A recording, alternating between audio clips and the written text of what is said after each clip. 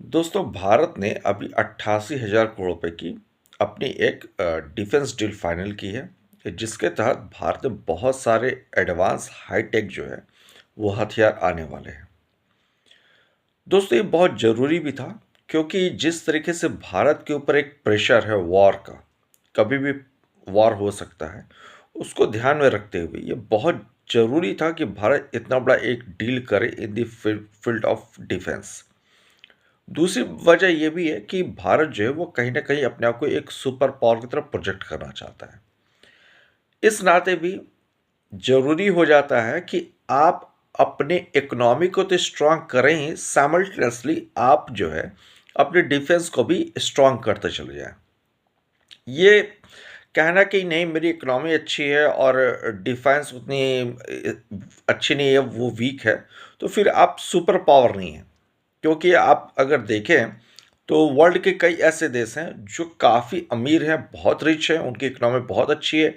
आप यूएई को देख सकते हैं, आप सऊदी को देख सकते हैं, और भी कई देश हैं, लेकिन उनकी मिलिट्री उतनी अच्छी नहीं है, इसलिए आप उन्हें सुपर पावर नहीं कहते हैं। जबकि दूसरी तरफ जो है अमेरिका जो है उसकी इकोनॉमी भी अच्छी है, उसकी मिलिट्री भी अच्छी है, और that's why we call America as super power. आज अमेरिका इस सिचुएशन में है, वो जब चाहे वर्ल्ड के किसी भी कोने में जाके वॉर कर सकता है। बट अभी इंडिया उस स्टेज पे नहीं है, इंडिया अभी बहुत पीछे इस मामले में। इसलिए भारत ने अभी से शुरुआत कर दी है और आगे चल के इसका बहुत बड़ा बेनिफिट दिखेगा। दोस्तों, बहुत बड़ा बेनिफिट आपको दिखेगा 2047 तक। भारत जो है वो अपने आप को उस स्टेज पे लेके आ जाएगा जहां आज अमेरिका है।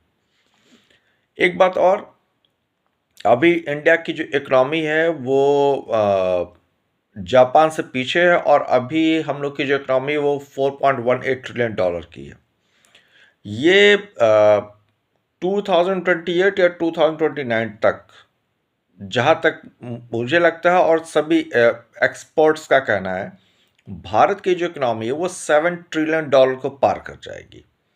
ठीक है, तो उस नाते भी बहुत ज़रूरी हो जाता है कि उतनी बड़ी इकोनॉमी को प्रोटेक्ट करने के लिए, उतनी बड़ी इकोनॉमी को सेफगार्ड देने के लिए आपके पास एक अच्छी, बेहतर आर्मी हो, मिलिट्री हो।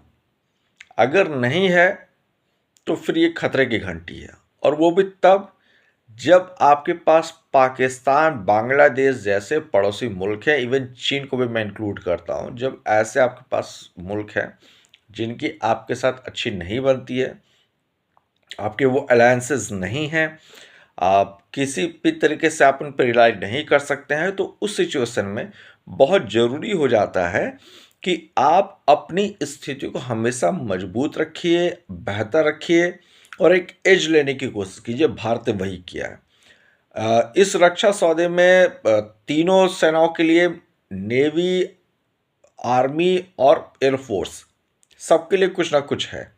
तो ये बहुत अच्छा एक पैकेज है जिसमें सबको कुछ ना कुछ मिलेगा, और भारत को ये एक एज देने की कोशिश है कि अगर वॉर होता है तो कोई भी हमारा जो ग्राउंड है वो कमज़ोर ना पड़े। तो साल के अंत होने से पहले ये डील हो गई है, ये बहुत अच्छी बात है। एंड आई थिंक कि इसी तरह से भारत डील करता चले और प्रोग्रेस करता चले। जय हिंद, वंदे मातरम।